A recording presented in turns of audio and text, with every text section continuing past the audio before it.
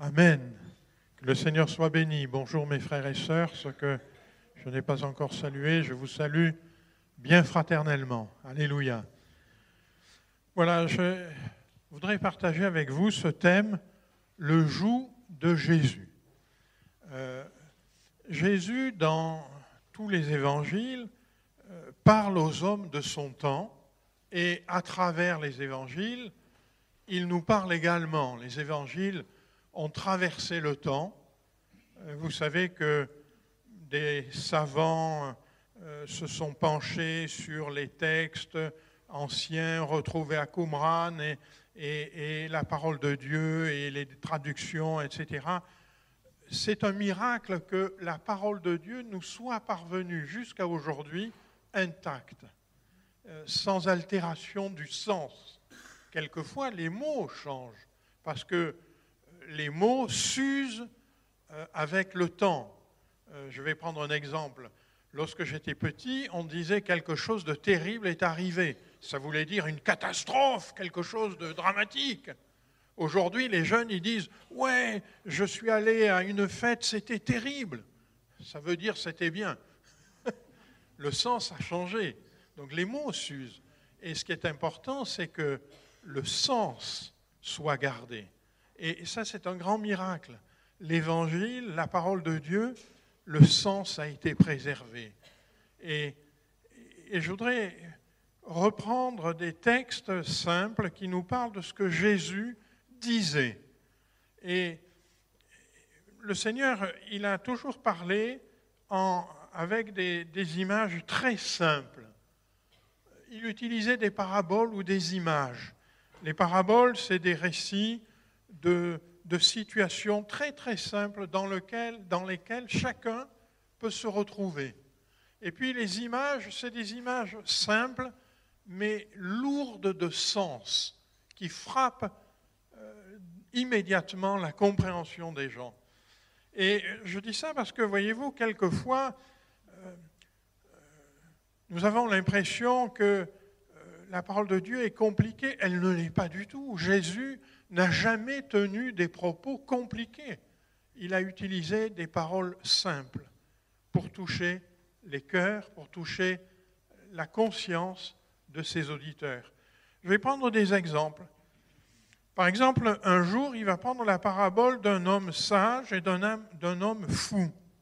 Et il va nous dire, le sage, il construit sa maison sur le rocher. Et puis le fou, il construit sa maison sur le sable. La maison, apparemment, elle est belle.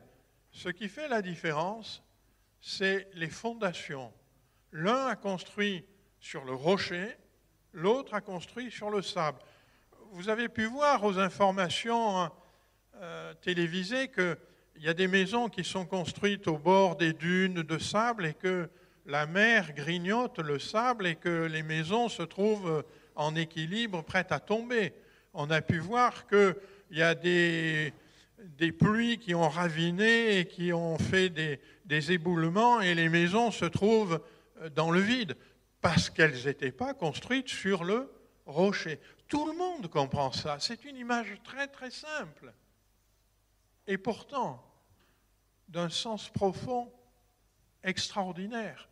Le Seigneur disait, voilà, celui qui construit en parlant de sa maison, il veut parler de sa vie. Celui qui construit sa vie, n'importe comment, il est semblable à un fou qui l'a construit sur le sable. Et inévitablement, le vent, la tempête, les choses de la vie viendront et sa maison s'écroulera. Mais le sage, lui, construit sur le rocher. Et parce qu'il construit sur le rocher, c'est solide, ça tient. Les vents peuvent venir, la pluie peut venir, la maison reste, c'est-à-dire sa vie sera une vie solide, qui ne sera pas soumise aux aléas des choses de la vie. Le rocher, le Seigneur va dire dans cette parabole, le rocher, c'est mes paroles. C'est-à-dire celui qui construit sa vie en tenant compte de mes paroles, il est celui qui construit une vie qui va être solide, comme une maison sur le rocher. Et que l'humain qui ne prête pas attention à ses paroles, il sera semblable au fou qui a construit sur le sable. Et il dira encore, quiconque entend de moi ces paroles et ne les met en pratique sera semblable à un homme insensé qui a bâti sa maison sur du sable. Le Seigneur attire notre attention sur le fait d'écouter, d'entendre ces paroles, mais de les mettre en pratique. Jésus dira que pour ceux qui est des nouveaux disciples, Jésus dira « Enseignez-leur tout ce que je vous ai prescrit ». Moi, j'aime beaucoup ces mots, tout ce que je vous ai prescrit. C'est-à-dire l'Évangile, c'est une prescription. Qui de vous est déjà allé consulter un médecin? Levez voir la main. Oui, il y en a qui n'ont pas levé la main, ils auraient dû. Hein. Bon. On est allé chez le médecin a fait une ordonnance, une prescription. Et cette prescription, si on la met ensuite dans un tiroir, elle ne sert à rien. Ce qui est utile, c'est de la mettre en pratique, cette prescription. Parce que si le médecin dit « prenez tel médicament, prenez ceci », et que vous ne le faites pas, ça n'a servi à rien. Ce qui va être utile, c'est de la mettre en pratique. Eh bien, Jésus dit la même chose. Celui qui entend mes paroles et qui ne les met pas en pratique, il est semblable à un insensé qui a bâti sa maison sur le sable. Qu'allons-nous choisir? Le rocher ou le sable?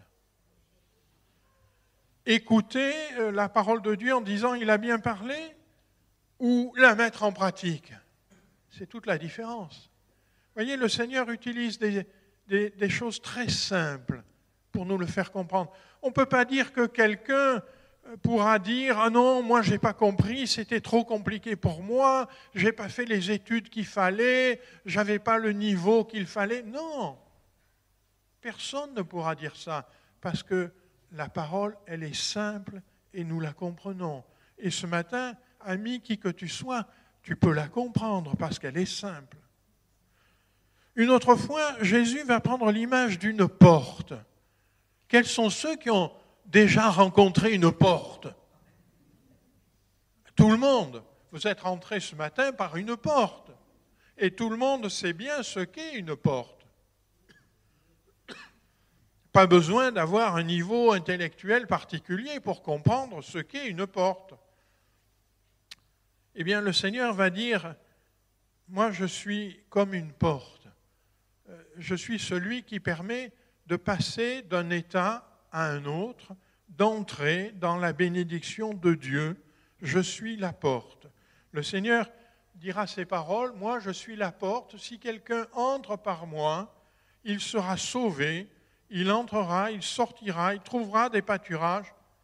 C'est-à-dire qu'il est en train de dire, je suis celui qui conduit à la bénédiction de Dieu. Il trouvera des pâturages, il aura la liberté, il entrera, il sortira, une liberté, de l'abondance, il sera passé d'un état à un autre, il sera sorti de sa triste condition. Je suis celui qui ouvre pour l'homme une nouvelle destinée, une destinée éternelle.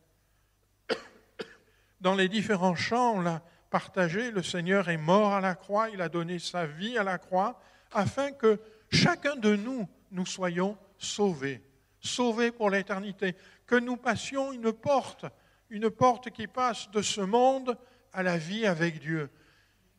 C'est ton choix ce matin. Allons-nous passer cette porte?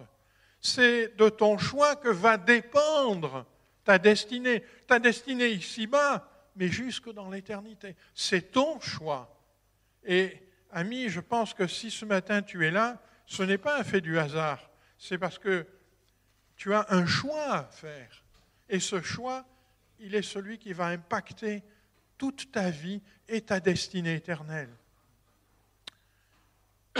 Je voudrais ce matin plus particulièrement m'arrêter sur une image que le Seigneur va prendre, celle du joug.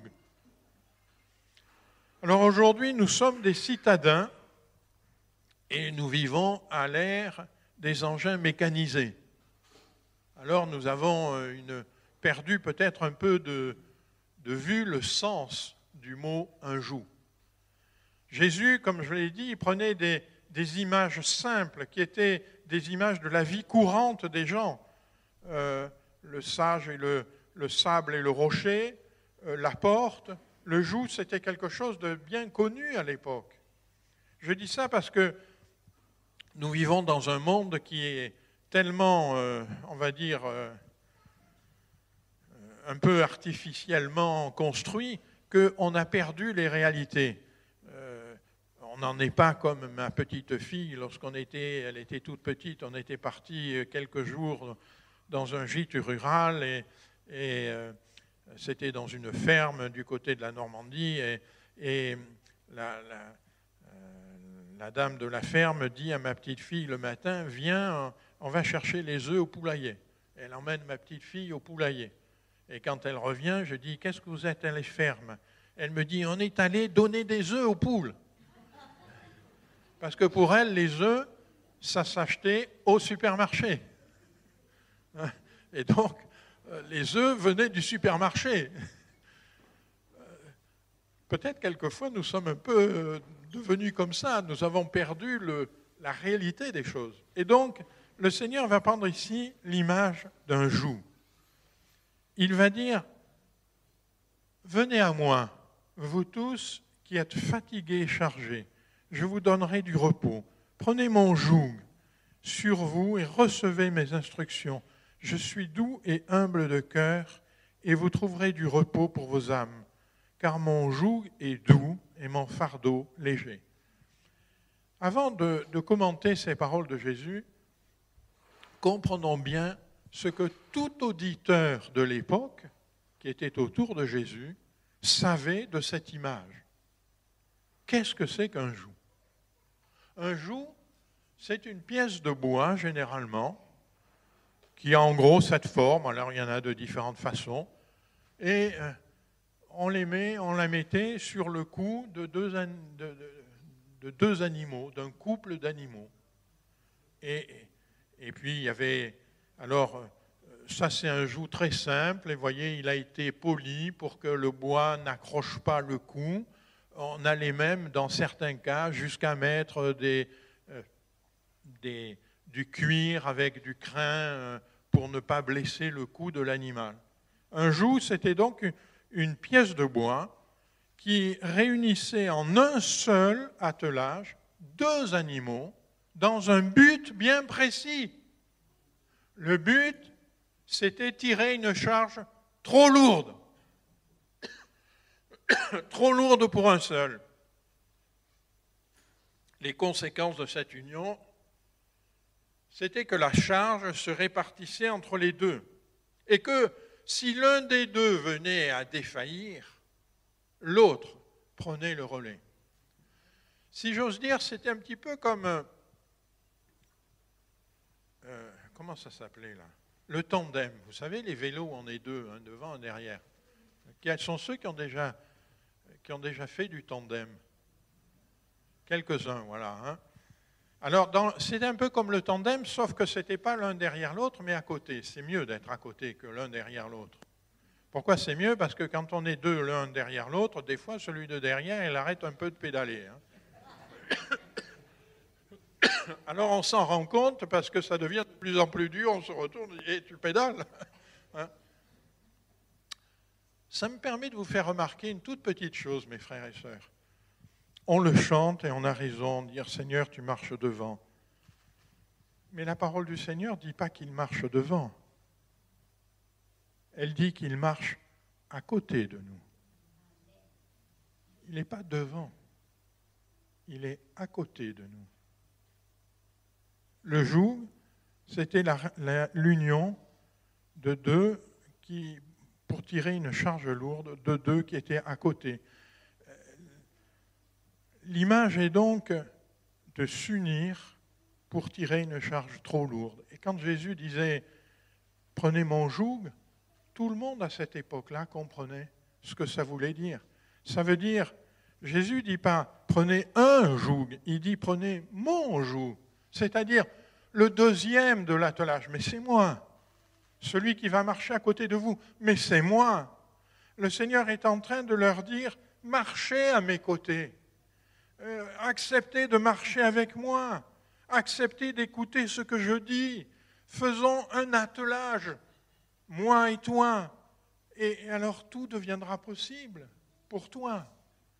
Voyez-vous, le Seigneur ne dit pas, on va vous mettre un joug, il dit, prenez mon joug. Ce n'est pas quelque chose qu'on t'impose, c'est quelque chose que tu choisis, parce que tu comprends que le Seigneur, il peut marcher à côté de toi, et que si tu marches avec lui, alors la charge va être répartie, et qu'il est tellement fort que c'est lui qui va prendre le maximum de la charge. Aujourd'hui, ce que nous avons retenu de ce mot « joug », excusez-moi, c'est surtout une contrainte morale. On dit il y a un joug sur sa vie. Oui, un joug, on le comprend rien qu'en voyant le bois. Un joug, ça veut dire que les deux ne peuvent pas partir dans deux directions opposées. C'est sûr qu'ils vont marcher dans la même direction. C'est sûr qu'ils vont marcher ensemble. C'est sûr qu'ils vont être côte à côte pendant toute la marche. Voyez-vous, le joug, dans cette expression le joug, il y a cette pensée, je suis à côté, je vais marcher avec toi, et toi tu vas marcher avec moi. Et tu vas marcher avec moi, pas pendant un court instant, mais pendant toute la marche. Et oui, tu ne peux pas, le Seigneur va dire, acceptez mon joug, recevez mes instructions. Tu ne peux pas accepter le Seigneur un instant et refuser ses instructions, ce n'est pas possible. Tu dois marcher en acceptant ces instructions, comprendre qu'il vient de Dieu et qu'il nous parle de sa part. Tu ne peux pas en même temps suivre Jésus et continuer à vivre comme tu le faisais avant. Il y a un choix à faire.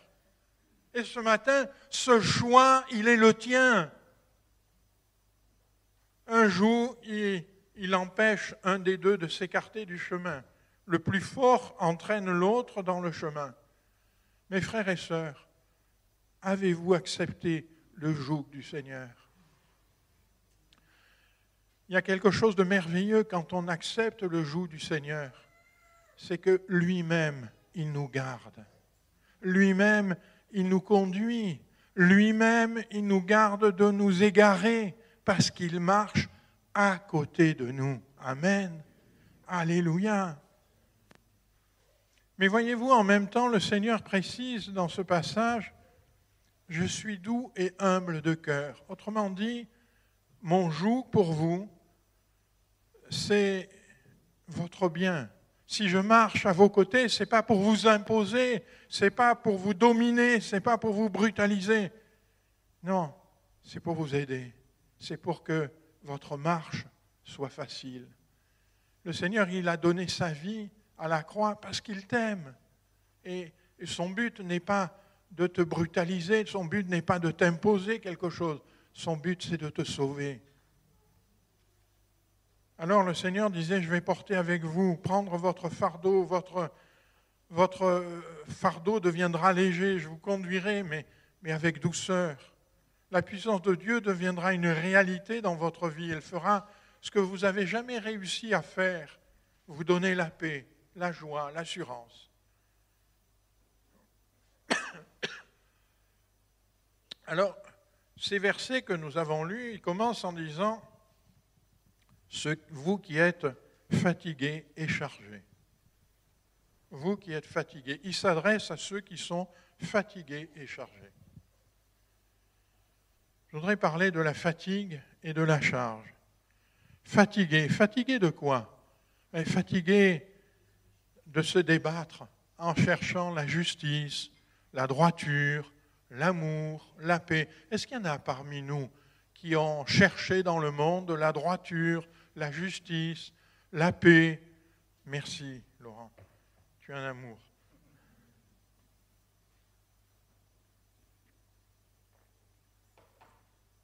Est-ce qu'il y en a qui ont cherché ça? Peut-être c'est ton cas. Oh, vous savez, La parole de Dieu, elle répond à ces questions. Le roi Salomon écrivait ceci. Voici encore ce que j'ai vu sous le soleil.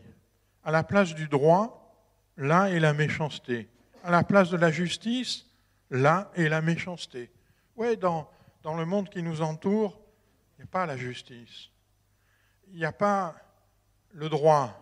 Salomon dira même, je ne l'ai pas mis ici, mais c'est dans le chapitre 5, verset 8, « Si tu vois dans une province qu'on opprime le pauvre et qu'on viole le droit et la justice, ne t'étonne pas de la chose. » Autrement dit, il va dire, « Mais oui, le monde dans lequel on est, il est ainsi.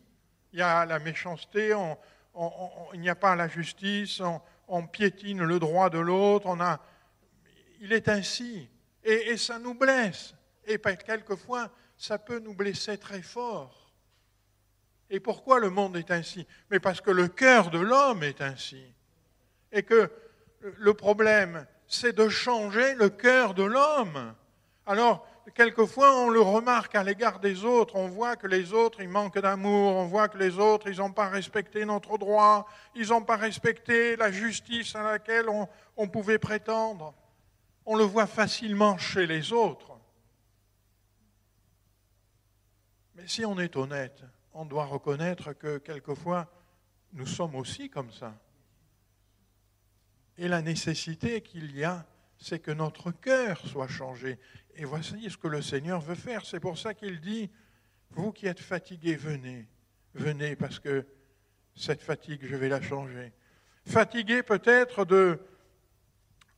du combat intérieur qu'il y a dans nos vies. C'est l'apôtre Paul qui le disait, ce combat intérieur dans nos vies où il dit je ne fais pas le bien que je veux et le mal est attaché à moi. Je ne fais pas le bien que je veux. Quelquefois, on a des bonnes intentions, on voudrait faire ça et puis on se rend compte qu'on ne fait pas ce qu'on veut et qu'on lutte, on fait le mal qu'on ne voudrait pas, mais cependant on le fait quand même.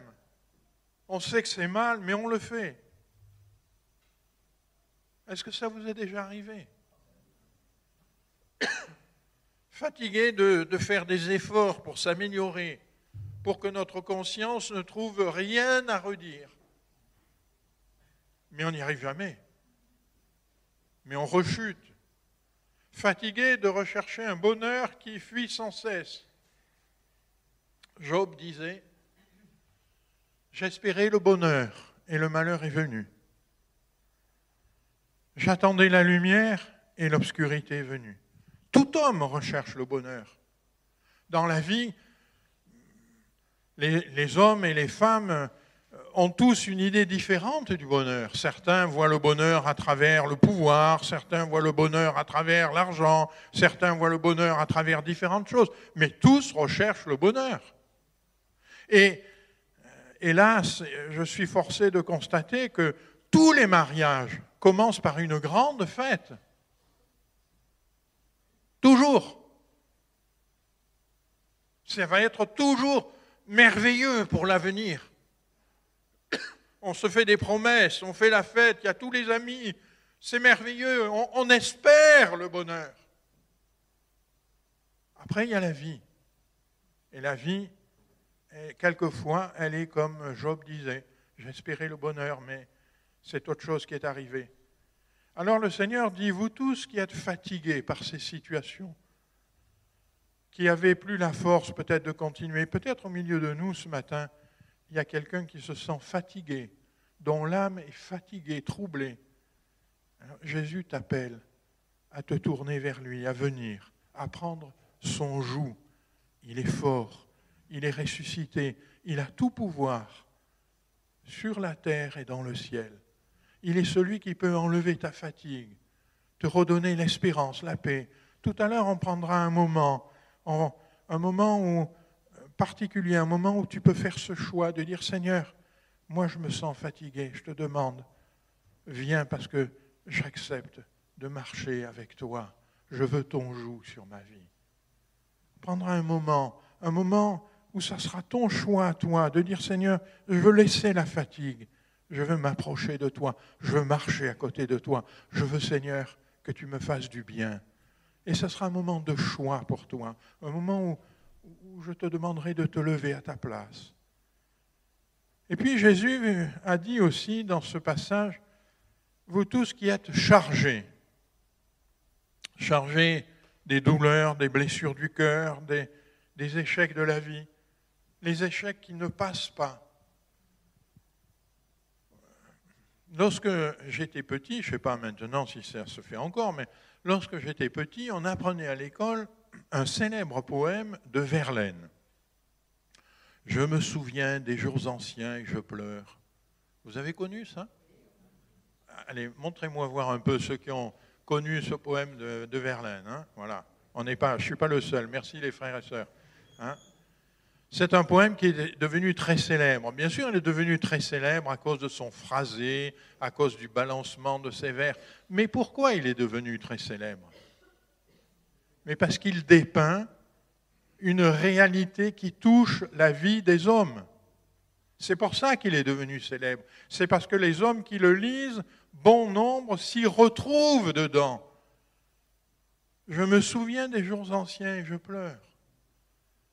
Les échecs, des échecs de la vie qui ne passent pas, des nostalgies de ce qui s'était passé qui ne passent pas, des choses qui sont là comme des charges sur nos vies, des dominations sur nos vies qui ne passent pas, qui nous gardent dans la servitude, la drogue, les idoles, le souvenir d'un passé douloureux, tout ça, c'est des choses qui nous gardent sous un joug, mais qui n'est pas celui de Jésus-Christ. Regardez ce que l'apôtre dira aux Galates. C'est pour la liberté que Christ nous a libérés. Demeurez donc fermes, ne vous remettez pas de nouveau sous le joug de l'esclavage. Il y a des jougs, mon frère, ma sœur, ami, quelquefois on se met sous des jougs qui sont des jougs de l'esclavage. Le Seigneur n'est pas venu pour te proposer un joug qui te met dans l'esclavage, mais il est venu pour te proposer un joug qui te met dans la liberté. Amen. Alors, quelquefois, au lieu de prendre le joug de Jésus et d'y rester, on se met sous un autre joug. Il peut prendre des formes différentes. J'ai parlé de la drogue, des idoles. Je pourrais parler de la tradition familiale, de la pensée de ce monde, qu'on présente toujours comme un progrès. On présente comme un progrès une fierté. On va même jusqu'à inscrire dans des textes de loi des choses qu'on pense être un progrès, une fierté. Ne vous mettez pas sous un joug de l'esclavage. Alors, voilà de quoi on peut être chargé. On peut être chargé de la solitude, de la maladie. La parole de Dieu nous présente des cas comme ça, nous présente par exemple ce passage que nous connaissons bien de cette femme qui avait beaucoup souffert entre les mains de plusieurs médecins. Ce n'est pas une atteinte aux médecins là, qui est dit, mais c'était juste un constat, c'est tout. Et ils n'avaient pas pu la délivrer. Il nous est dit qu'elle avait dépensé tout ce qu'elle possédait sans en tirer aucun avantage. Au contraire, son état avait plutôt empiré. Ce n'est pas la faute des médecins, c'est que la médecine de cette époque-là, en tout cas, ne savait pas lui faire du bien, la guérir. Alors, le texte continue, nous dit qu'elle a pensé un jour que Jésus pouvait changer cet état, que Jésus pouvait la guérir. Et parce qu'elle a pensé ça, elle s'est approchée de Jésus, elle a touché Jésus et elle a été guérie. Alléluia! Merci Seigneur. On peut être chargé de la maladie, chargé de la solitude. Je voudrais vous dire, frères et sœurs et amis, afin que vous sachiez que ce que vous entendez, ce n'est pas que des mots, ce sont des réalités. La plupart d'entre vous, vous savez que ma femme et moi, on a pris le joug de Jésus-Christ, comme beaucoup d'entre nous. Nous espérons toujours dans sa force, sa puissance, à tous les moments de nos vies, y compris quand c'est des moments très difficiles. Vous savez tous qu'un jour, un matin, j'ai eu un malaise, qu'on a appelé l'ambulance, que dans l'ambulance, mon cœur s'est arrêté pendant 1 minute 20, qu'on m'a transporté à l'hôpital, et qu'à l'hôpital, mon cœur, après 1 minute 20, il est reparti. Et quand je suis arrivé à l'hôpital, on s'est aperçu que le ventricule gauche ne fonctionnait plus. J'étais entre la vie et la mort, avec des battements cardiaques à 27 battements par minute au lieu de 70-75. Entre la vie et la mort pendant 2 jours. Et là, dans ces moments-là, combien c'est important de savoir que nous sommes sous le même joug, qu'il est à côté de nous, qu'il marche avec nous, que nous pouvons nous reposer sur lui. Alors, on m'a implanté en urgence un pacemaker et 2 mois après, j'ai eu un contrôle technique. Maintenant, je suis comme les voitures, j'ai des contrôles techniques. Un contrôle technique. Le médecin m'a dit, monsieur Lesio, c'est extraordinaire, votre ventricule gauche est reparti, il fonctionne tout seul maintenant. Bon, je vais quand même laisser le pacemaker. D'abord, il est dans votre poitrine, on ne va pas l'enlever. Et puis, on va le laisser en assistance, une petite assistance. Bon. Et puis là, il y a 15 jours, j'ai refait un contrôle technique. Et là, le docteur m'a dit, vous savez, maintenant, ces petites machines, elles enregistrent tout de vos battements cardiaques, de votre rythme, etc. Elles gardent tout ça en mémoire. Alors, il a tout interrogé. Il me dit, écoutez, monsieur Lesio, vous voyez, en gros, par an, il y a 40 millions de battements. Il semblerait qu'il y a eu peut-être quelques minutes où il y a eu un peu de tachycardie, mais vous avez une machine formidable. Elle remarche formidablement. Je vais même enlever l'assistance du pacemaker. Alléluia. Et oui, parce que on a pris le joug du Seigneur, il marche avec nous. Et ça change tout dans nos vies, comme cette femme qui s'est approchée de Jésus, elle a été guérie. Peut-être au milieu de nous, ce matin, il y a quelqu'un qui se sent chargé par tout ce que je viens de dire. Et Jésus t'appelle à te tourner vers lui, à lui faire confiance, à prendre son joug. Parce que lui, il est fort, il est celui qui peut te guérir, il est celui qui peut prendre la charge, il est celui qui peut faire une œuvre dans ta vie. Il est ressuscité, il a tout pouvoir dans le ciel et sur la terre. Et comme un jour il va le dire à ses disciples, après qu'il soit ressuscité, il va leur dire « Tout pouvoir m'a été donné dans le ciel et sur la terre. » Sur la terre. Pour l'instant, nous, vous, moi, on est sur la terre. Mais sache que le Seigneur a tout pouvoir sur la terre. Il peut toucher ta vie, il peut enlever la charge de ta vie. Il est celui qui veut prendre sur lui la charge. Encore faut-il que tu prennes son joug. Encore faut-il que tu marches à côté de lui. Encore faut-il que tu acceptes ses instructions. Il est celui qui peut enlever ta charge, te redonner de l'espérance, la force, changer ta maladie, enlever le péché et tout ce qu'il engendre de nuisible dans nos vies. Le péché, c'est comme un poison. Il vient dans l'homme, vous savez, moi j'ai l'habitude de dire, il vient dans l'homme comme les dents viennent dans l'homme. Quand vous naissez, en général, vous n'avez pas de dents. Heureusement pour les mamans qui allaitent. Mais inexorablement, les dents vont pousser. Eh bien, le péché, il est ainsi dans l'homme. Lorsqu'on vient au monde, on est sans péché. C'est pour ça qu'un enfant qui décède tout petit, il est accueilli dans la gloire et le Seigneur le reçoit parce qu'il est sans péché. Mais ensuite, en grandissant, le péché va faire son apparition dans nos vies. Et le Seigneur est celui qui a donné sa vie à la croix pour que ton péché y soit enlevé. Encore faut-il que tu acceptes son joug. Jésus, je termine, Jésus dit « Vous trouverez du repos pour vos âmes, mon joug est doux et mon fardeau est léger. » Et oui, marcher avec Jésus, ce n'est pas difficile. Je voudrais dire à quelqu'un ce matin, marcher avec Jésus, ce n'est pas dur, c'est pour ça qu'il dit « Mon fardeau est léger ». Et et mon joug est doux. Ce n'est pas quelque chose qui va te brutaliser, te faire du mal, une difficulté, pas du tout. Récemment, je faisais faire des travaux dans ma maison, dans le jardin, et il y avait des ouvriers qui étaient venus d'un pays étranger et ils ne parlaient pas français, sauf l'un qui parlait un peu plus français, et on a pas mal dialogué avec lui.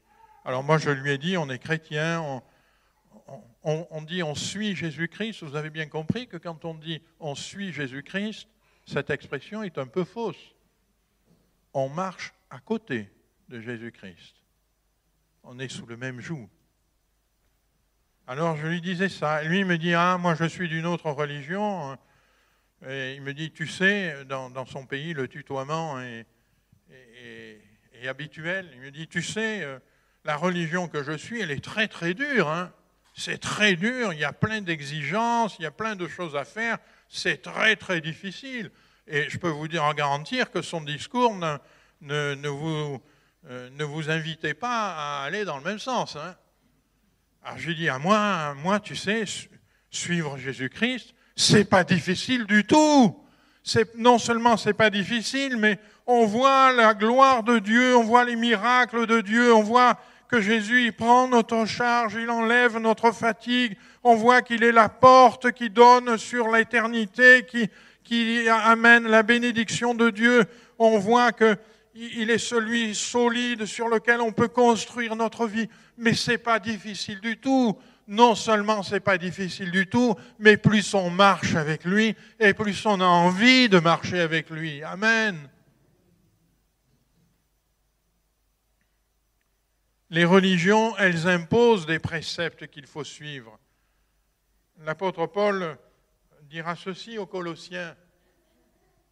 Pourquoi, comme si vous viviez dans le monde, vous impose-t-on ces préceptes? Ne prends pas, ne goûte pas, ne touche pas. Préceptes qui tous deviennent pernicieux par l'abus et qui sont fondés sur des ordonnances et des doctrines des hommes. Les religions, elles emprisonnent les gens. Elles les mettent sous un joug qui est un joug des hommes. Mais ce que Jésus te propose ce matin, ce n'est pas de te mettre sous un joug des hommes, c'est de te mettre sous son joug à lui le Fils de Dieu. Il n'est pas celui qui va t'imposer, te dominer, il est celui qui va te conduire. Il est celui qui va toucher ton cœur, qui va changer ton cœur. Jésus veut rétablir une relation entre toi et lui. Et ce matin, il te dit, marche à mes côtés, j'enlèverai de ta vie la fatigue spirituelle, les lourdes charges qui pèsent sur ta conscience et sur ton cœur. Je te montrerai Dieu à l'œuvre dans ta vie. Je te montrerai la puissance de Dieu dans ta vie. Ton cœur va changer. Tu vas, comme la parole de Dieu nous dit, tu vas bondir de joie, tellement la marche deviendra merveilleuse. Le Seigneur dit même, il va inscrire ton nom dans le livre de vie qui est dans les cieux. C'est-à-dire, tu deviendras Jean de la maison de Dieu. Dieu lui-même te connaîtra. Dieu combattra pour toi. Ça change tout, mes frères et sœurs. Ça change tout de marcher avec Jésus. Dieu écrira ton nom par ta foi et ton engagement, par le choix que tu feras. Tu auras la certitude dans ton cœur que même si des choses épouvantables arrivaient dans ta vie, celui qui est en Dieu, il est venu pour que le Seigneur est venu pour que les brebis, elles aient la vie et la vie en abondance. Il n'est pas celui qui va te laisser végéter, te laisser... Un jour, quelqu'un m'a dit, « Oh là là, l'église, c'est dans des pierres humides, etc. » Quelle image fausse de l'église. Et non, l'église, c'est la réunion de tous ceux et toutes celles qui sont sauvés, qui ont accepté le joug du Seigneur, qui marchent en nouveauté de vie, qui voient la gloire de Dieu sur leur vie, qui voient les charges, les fatigues enlevées de leur vie, qui ont le cœur rempli d'espérance, la force de Dieu avec eux. Quelle différence, mes amis! Il est celui qui veut te donner aussi la vie éternelle. C'est lui qui est le Dieu véritable et la vie éternelle. Et sa présence en toi, elle change tout. Tes difficultés, tes combats. Tu seras plus seul. Jésus sera avec toi. La puissance de Dieu sera avec toi. Je voudrais terminer. Ami, ne reste pas avec ta fatigue, avec tes fardeaux. Ne reste pas. Viens à Jésus, prends son joug. Ne reste pas seul, il veut transformer ta vie, mettre sur toi la puissance de Dieu qui transforme, qui libère. Viens, prends son joug. Il est doux et léger. Reconnais-le comme ton sauveur et laisse sa parole conduire sa vie. Voilà, on va prendre un instant, après je demanderai aux frères et sœurs du groupe de musique de venir et de prendre un chant doux et paisible. Et on va incliner nos têtes, et je l'ai dit tout à l'heure, là c'est un choix. Je ne crois pas que tu sois là par hasard ce matin. Je crois que le Seigneur a pour toi une parole ce matin. Il y a un choix dans ta vie à faire. Ce choix, c'est prends le joug du Seigneur, reçois ses instructions, reçois-le dans sa vie. Décharge-toi, on l'a entendu tout à l'heure déjà, décharge-toi de tes fardeaux, décharge-toi de ta fatigue. Il est celui qui veut marcher avec toi, à côté de toi. Il est celui qui veut ton bien. Il est celui qui veut te sauver. Il est celui qui ouvre une porte pour que la bénédiction de Dieu vienne sur ta vie. Il est celui qui veut te dire, viens, marche avec moi. Ta vie, elle sera solide. Elle sera fondée sur le roc. Elle demeurera jusque dans les tempêtes. Tu les traverseras parce que je serai avec toi. Je marche à tes côtés. Alors on reste un instant dans la prière et je voudrais faire encore un appel. Mon frère, ma sœur, ami, est-ce que tu veux ce matin dire, Seigneur, je veux prendre ce joug, je veux recevoir ce joug, je veux recevoir ces instructions, je veux marcher avec toi, je veux que tu marches avec moi, je veux Seigneur, faire un attelage avec toi et me laisser conduire, me laisser porté par ta force, porté par ta puissance. Ce matin, Seigneur, j'accepte ce joug dans ma vie.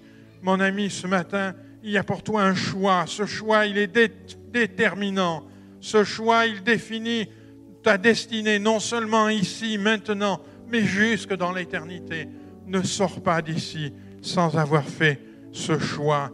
Dis au Seigneur, Seigneur, j'accepte ce joug. Je veux prendre ton joug, je veux que tu marches à côté de moi. Je veux, Seigneur, que tu soulèges ma charge, que tu soulages ma charge, que tu reprennes ma fatigue. Je veux, Seigneur, que tu me conduises. Mon ami, mon frère, ma sœur, si tu veux prendre le joug du Seigneur, si tu acceptes que le Seigneur marche à tes côtés, alors lève ta main et dis-lui, Seigneur, moi, je veux prendre le joug. Je veux, Seigneur, que tu marches avec moi. Je veux, Seigneur, que tu viennes m'aider.